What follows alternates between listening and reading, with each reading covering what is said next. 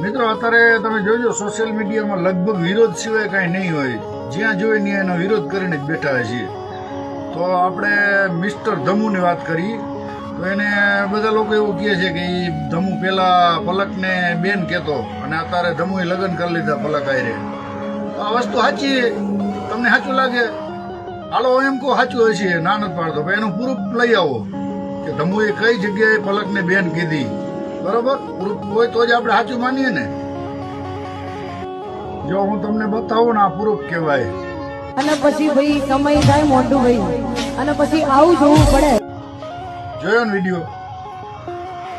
હજી જોઈ લ્યો પાછળ બીજરનો.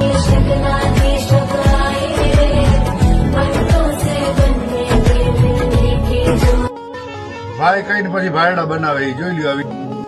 તો કોઈ વ્યક્તિને પૂરક વગર આપણે કઈ ન હગીએ. બરોબર, એમાં ધમુ સાચો જ છે. હું એમ કહું ધમુ સાચો જ છે. બરોબર, આપણે કોઈ આવું રૂબરૂ સાંભળ્યું નથી ને કે ધમુએ પલકની બેન કીધી એવું.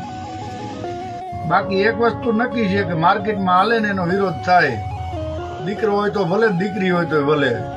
બાકી એનો વ્યક્તિ 150માં ક્યાંક દાડીએ જતું હોય ને તો એનો વિરોધ ન થાય.